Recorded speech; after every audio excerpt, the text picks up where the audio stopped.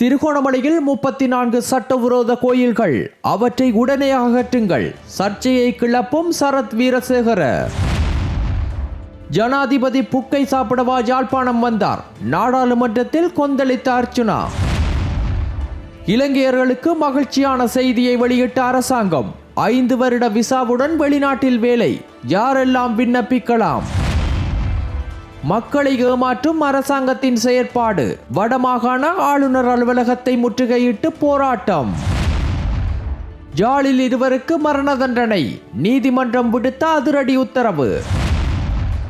காதலியை நண்பர்களுக்கு விருந்தாக்கிய காதலன். 11ஆம் வகுப்பு மாணவிக்கு நடந்தது என்ன? வெளியான திடுக்கிடும் தகவல். சுவாசிப்பதில் சிரமம் இருந்தால் உடனே மருத்துவமனைக்கு செல்லவும் பொதுமக்களுக்கு முக்கிய அறிவித்தல். எரிபொருள் விநியோகத்தின் போது இடம்பெறும் ஊழல் மற்றும் முறைகேடுகள். நடைமுறைக்கு வருகிறது புதிய தொழில்நுட்பம். வெளிநாட்டு பெண்ணிடம் அத்துமீறிய இலங்கை வைத்தியருக்கு ஆரம்பித்தது சிக்கல். விசாரணையை தீவிரப்படுத்திய போலீசார். மீண்டும் அதிகரித்த தங்கத்தின் விலை. தங்கம் வாங்குவோருக்கு காத்திருக்கும் அதிர்ச்சி தகவல்.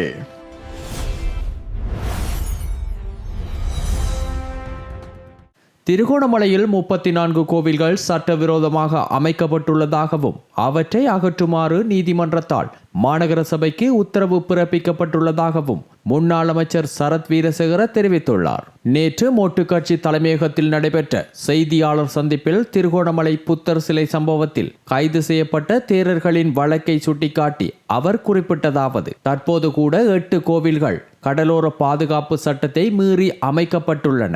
இவற்றின் அடிப்படையிலும் கடல்களை பாதிக்கும் அபாயம் உள்ளது. இதுவரை இது பற்றிய தகவலை வெளியிடவில்லை என்றும் அவர் தெரிவித்துள்ளார். பௌத்த சமூகத்தினருடன் நாம் எப்போதும் ஒன்றுபட்டிருந்தோம். ஆனால் தேரர்களை கைது செய்து பௌத்த மதத்தை நெகிழச் செய்யும் வகையில் செயற்படுவது ஏற்றுக்கொள்ள முடியாது. சிறப்பு குறிப்பாக காலையில் வணங்கப்படும் புத்தர் சிலையை இரவில் வந்த பௌத்த பிக்குகளை கைது செய்தது கடலோர பாதுகாப்பு சட்டத்தை மீறியதாகவும் இது திட்டமிட்டு செய்த நடவடிக்கை என அவர் விமர்சித்தார். பொங்கல் விழாவை முன்னிட்டு யாழ்ப்பாணத்துக்கு அண்மையில் பயணம் மேற்கொண்ட ஜனாதிபதி அனுரகுமார திசாநாயக்கவை பற்றிய நாடாளுமன்ற உறுப்பினர் ராமநாதன் அர்ச்சுனா கடும் விமர்சனங்களை முன்வைத்துள்ளார். நேற்று நாடாளுமன்றில் உரையாற்றிய போது அவர் கூறியதாவது, ஜனாதிபதி வடக்கிற்கு வந்து பொங்கல் உணவு உண்டு திரும்பிச் சென்றதாக கேள்விப்படுகிறோம். ஆனால் நாங்கள் அவரிடம் கேட்டது அதுவல்ல. வடபகுதியில் இன்னும் விடுவிக்கப்படாத காணிகளை மீண்டும் மக்களிடம் ஒப்படைக்க வேண்டும். அங்குள்ள மக்களின் வாழ்வாதார பிரச்சனைகளை தீர்க்க நடவடிக்கை எடுக்க வேண்டும். இந்தியாவிலிருந்து இடம்பெறும் சட்டவிரோத நடவடிக்கைகளை நிறுத்த வேண்டும். தந்தையை காணாமல் இன்னும் காத்திருக்கும் 12 வயது குழந்தையின் தேவைகளை புரிந்து கொள்ள வேண்டும். ஆனந்த சுதாகரன் தொடர்பான உண்மையை வெளிப்படுத்த வேண்டும் என்பதே எங்களின் அடிப்படை கோரிக்கைகள். ஆனால் இங்கே சிலர் ஜனாதிபதிக்கு பொங்கல் சமைப்பதில் மட்டுமே கவனம் செலுத்துகின்றனர் என அவர் தெரிவித்தார்.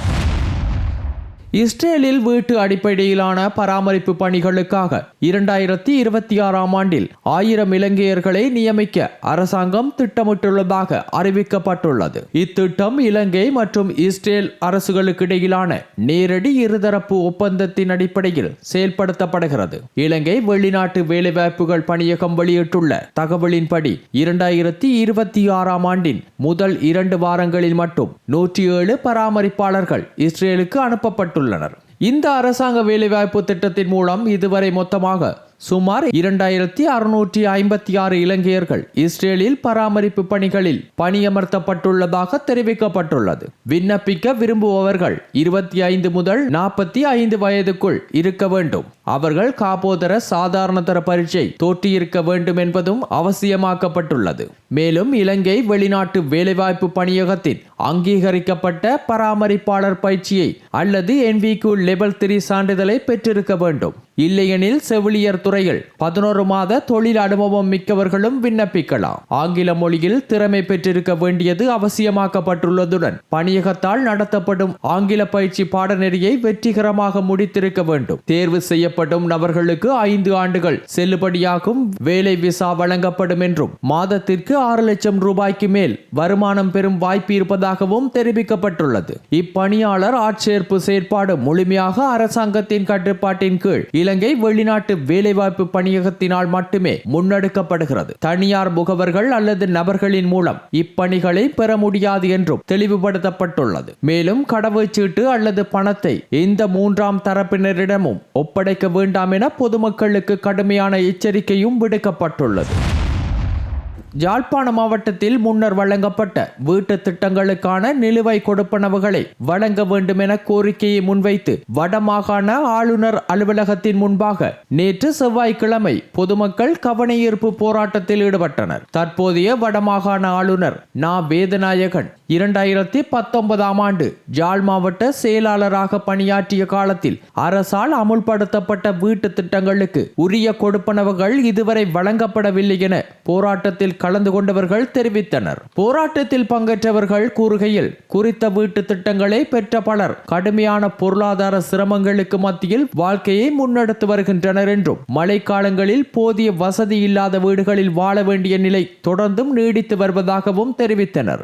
மேலும் தற்போதைய அரசு பாரபட்சமற்ற ஆட்சியாக செயல்படுவதாக கூறி அதிகாரத்தில் வந்த போதும் முன்னைய ஆட்சியில் அங்கீகரிக்கப்பட்ட வீட்டு திட்டங்களுக்கான பணங்களை வழங்காமல் புதிய திட்டங்களுக்கு மட்டும் கொடுப்பனவுகளை வழங்குவது நியாயமற்றது என அவர்கள் குற்றம் சாட்டினர். இதனுடன் தொடர்பாக ஆளுநரின் மௌனம் அதிக மனவேதனையை அளிப்பதாகவும் யாழ்ப்பாணத்திற்கு வருகை தரும் ஜனாதிபதி அனுரகுமார திசாநாயக்க வீதிகளில் மக்கள் சந்திப்புகளில் ஈடுபட்டாலும் வீடற்ற மக்களின் நிலையை நேரடியாக பார்வையிட நேரம் ஒதுக்கவில்லை என்றும் அவர் கவலை தெரிவித்தார். இதனால் தமது கோரிக்கைகளை மீண்டும் வடமாகாண ஆளுநருக்கு அறிவித்துள்ளதாகவும் உரிய தீர்வு கிடைக்கும் வரை போராட்டத்தை தொடரப்போவதாகவும் போராட்டத்தில் ஈடுபட்ட மக்கள் தெரிவித்தனர்.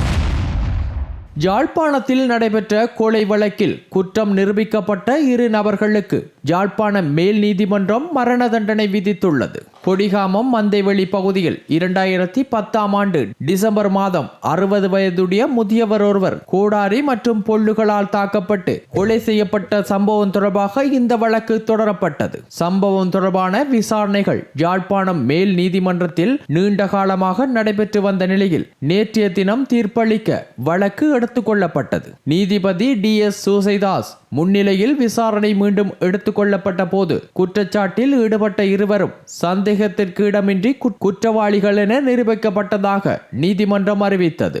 அதனை அடுத்து 2 குற்றவாளிகளுக்கும் மரண தண்டனை வழங்கப்படுவதாக நீதிபதி தீர்ப்பளித்தார். மேலும் ஜனாதிபதியால் நிர்ணயிக்கப்படும் திகதி மற்றும் இடத்தில் குற்றவாளிகள் தூக்கிலிடப்பட வேண்டும் என்றும் நீதிமன்றம் பரிந்துரை செய்துள்ளது.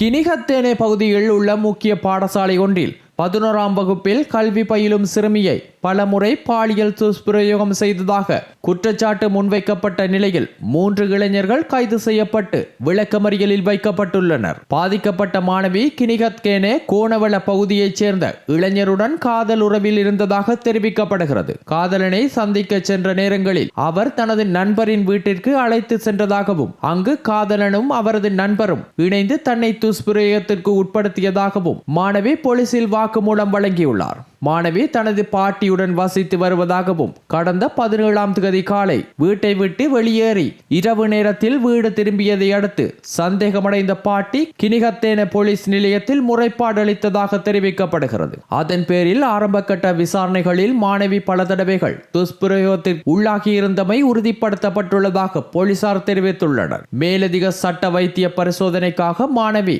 நாவலப்பிட்டிய மாவட்ட பொது வைத்தியசாலைக்கு அனுப்பி வைக்கப்பட்டுள்ளார். இந்த சம்பவம் தொடர்பில் கைது செய்யப்பட்ட மூவரும் 16 முதல் 17 வயதுக்கு இடைப்பட்டவர்கள் எனவும் அவர்கள் 19ஆம் தேதி கட்டன் நீதவான் நீதிமன்றத்தில் முன்னிலைப்படுத்தப்பட்டதை அடுத்து 2026 பிப்ரவரி 2ஆம் தேதி வரை விளக்கமறியலில் வைக்க நீதவான் பீட்டர் போல் உத்தரவிட்டுள்ளார். நாட்டின் பல பகுதிகளில் காற்றின் தரம் தற்போது குறைந்துள்ளதாக மத்திய சுற்றுச்சூழல் அதிகார சபையின் ஊடக பேச்சாளர் அஜித் குணவர்த்தன தெரிவித்துள்ளார். அவரின் தகவலின்படி நேற்று முன்தினம் முதல் வடக்கு, வடமத்திய, வடமேற்கு, மேற்கு மற்றும் தெற்கு மாகாணங்களிலும் அதேபோல் இரத்தினபுரி மற்றும் கேகாலை மாவட்டங்களிலும் காற்று தர குறியீடு 150 முதல் 200 வரை பதிவாகியுள்ளது. இந்த நிலையில் ஓரளவு பாதிப்பை ஏற்படுத்தக்கூடியதாக இருப்பினும் எதிர்வரும் 2 நாட்களுக்குள் காற்றுத்தரம் மேம்படும் என எதிர்பார்க்கப்படுவதாக அவர் கூறியுள்ளார். சர்வதேச எல்லைகளை தாண்டி ஏற்படும் காற்று சுழற்சிகளே இந்த நிலைமைக்கு முக்கிய காரணம் எனவும் அவர் விளக்கினார். மேலும் காற்று தரம் குறைவதால் சிலர் பாதிக்கப்படலாம் என்றும், குறிப்பாக சுவாச கோளாறுகள், ஒவ்வாமை போன்ற பிரச்சனைகள் ஏற்பட்டால் உடனடியாக மருத்துவ ஆலோசனையை பெற வேண்டும் என்றும் அவர் வலியுறுத்தியுள்ளார். மனிதர்களின் சில செயற்பாடுகளும் காற்று மாசுபாட்டை அதிகரிக்க காரணமாகின்றன என குறிப்பிட்ட அவர், தீப்பற்றுதல், வாகனங்களிலிருந்து வெளிவரும் புகை, பிளாஸ்டிக் மற்றும் பொலித்தீன் போன்ற பொருட்களை எரிப்பது ஆகியவற்றை தவிர்க்குமாறு பொதுமக்களிடம் கேட்டுக்கொண்டுள்ளார். அரச வாகனங்களுக்கு எரிபொருள் விநியோகத்தை மேம்படுத்தும் நோக்கில் இலங்கை கனிப்பொருள் எண்ணெய் கூட்டுத்தாபனம் புதிய டிஜிட்டல் எரிபொருள் அட்டை முறையை செயற்படுத்த தொடங்கியுள்ளது.